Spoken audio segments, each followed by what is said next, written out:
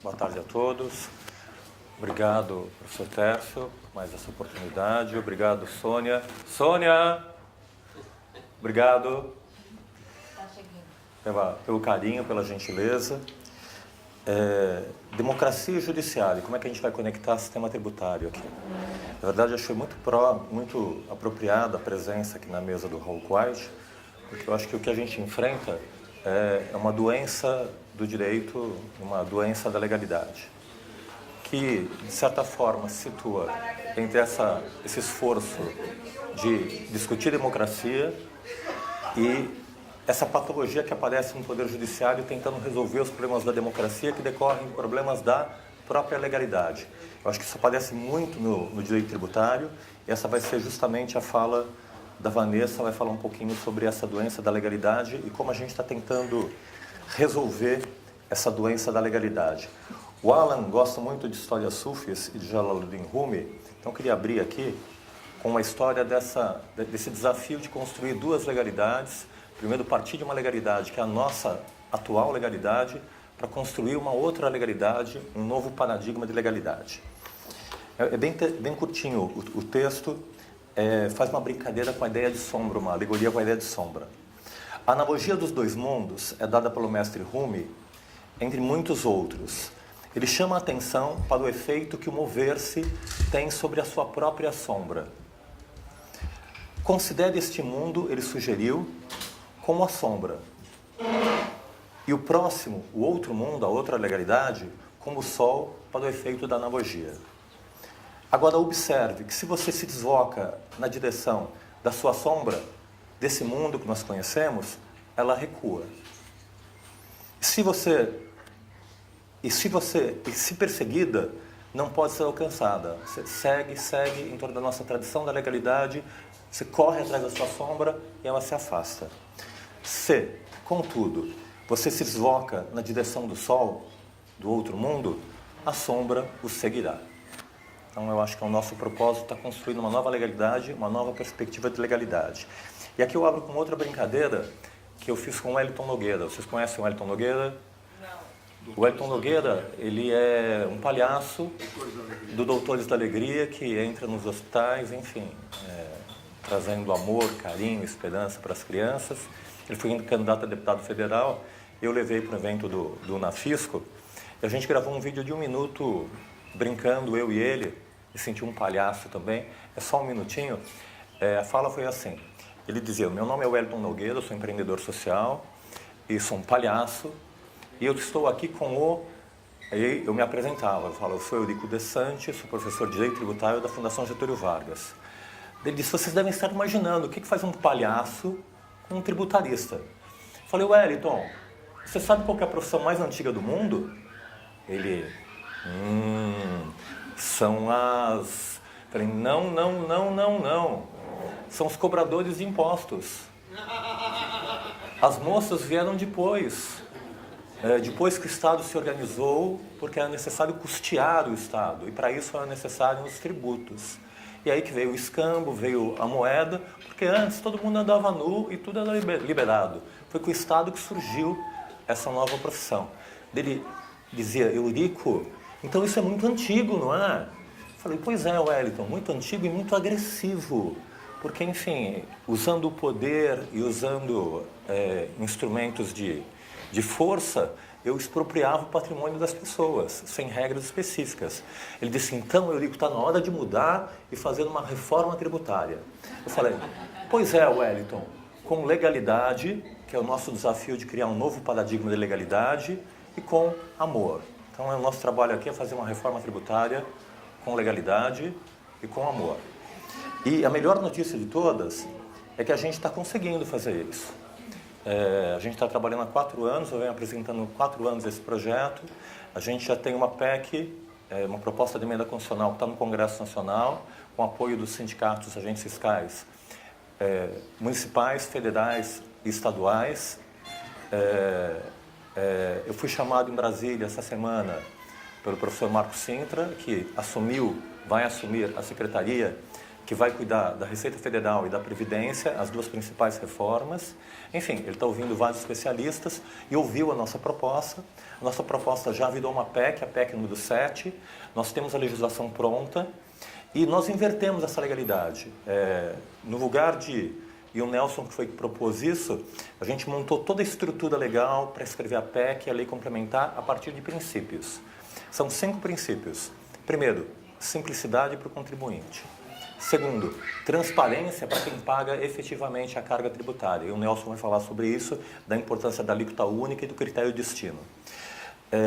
Neutralidade, para que não importa seja pessoa física, não importa se seja pessoa jurídica, microempresa, SA, limitada. Se eu faço a mesma atividade econômica, eu pago a mesma carga tributária. Isso tem a ver com o quarto princípio, que é a isonomia e a igualdade, que se espera sempre do direito.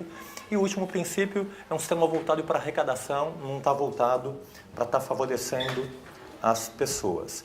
Na verdade, é uma proposta de reforma tributária que envolve, de certa forma, uma reforma política e que, por isso, se converge muito com a proposta liberal do Guedes, porque, na verdade, a gente está focando aqui especificamente nesse momento na ideia da tributação sobre o consumo, que é a principal trava para o desenvolvimento nacional. Nós temos um IPI da década de 50, Imposto sobre Produtos Industrializados, que incide sobre a indústria. Temos um PIS/COFINS, que é um horror, que também é federal, que incide sobre a mesma base, de certa forma, a indústria e a produção. Temos um ICMS de 27 estados, 27 legislações, hipercomplexo, só causou guerras fiscais e problemas. Temos o ISS, que é o Imposto sobre Serviços, que eu tenho em cada município eu tenho 5.760 ISS com 200 itens na lista, que causam um tremendo problema legal. Tenho mais de 1 milhão de páginas de legislação, não é, Van? Como é que a gente vai mudar tudo isso?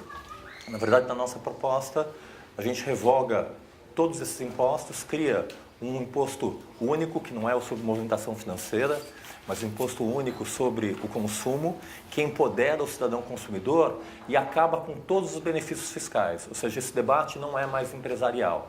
As empresas vão pagar 0 de carga tributária, elas simplesmente vão transladar o custo para o consumidor. E aqui vem uma das partes engenhosas do projeto, que é justamente como enfrentar o dilema federativo.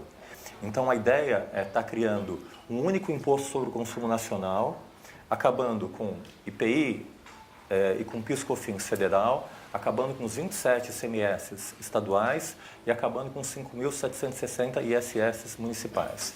Como é que a gente faz isso e mantendo a federação, que é a cláusula pétrea? A gente coloca todos os critérios fundamentais do imposto. Quando se deve pagar o imposto, é o faturador, qual que é o sujeito ativo, passivo, responsabilidades,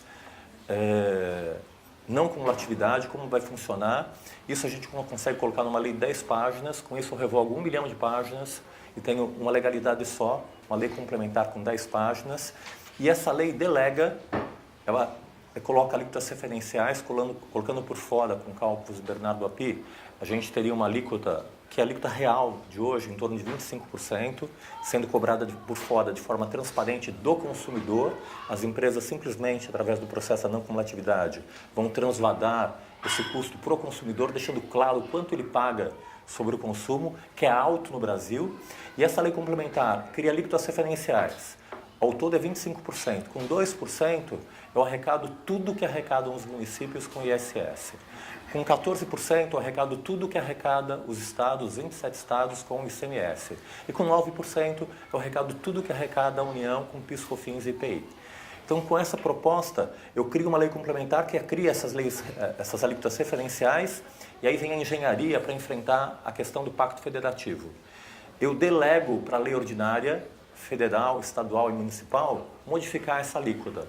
Então, a alíquota referencial é 2% para o município. Se o município quiser, negociando com quem mora no município, porque o critério é destino, ele pode aumentar ou diminuir, mas através de lei ordinária, negociando com a Câmara dos Vereadores. Se o Estado quiser, ele pode aumentar ou diminuir a alíquota de 14%, negociando com a Assembleia Legislativa, ou seja, fazendo valer a legalidade. E se a União quiser, ela pode aumentar ou diminuir a sua alíquota, até para fazer políticas de desenvolvimento regional, aumentando a sua alíquota, mas negociando através de lei ordinária, através das pessoas que pagam esse imposto. E com isso a gente consegue enfrentar esse dilema federativo, unificar a legislação, ter uma lei basicamente de 10 páginas, tirar 1/3 da complexidade do sistema tributário da Constituição e instituir cidadania fiscal para que as pessoas possam deliberar claramente sobre a carga tributária sobre o consumo. E a partir desse debate informado, eu vou começar a discutir tributação sobre a folha, tributação sobre a renda e crio um tremendo impacto no ambiente de negócios no Brasil. E, por fim, passando para o Nelson para colocar esses fundamentos, está aqui, matéria de hoje da Folha de São Paulo. Marco Sintra afirma que abre mão do imposto único para buscar consenso na reforma tributária. O Marcos já tinha me falado isso antes, há 2 semanas atrás eu sentei com ele e falei, academicamente, eu sempre defendi e defendo a ideia do imposto único, mas agora que tenho essa oportunidade de estar servindo o meu país numa posição tão importante como essa, eu percebo que é importante fazer concessões.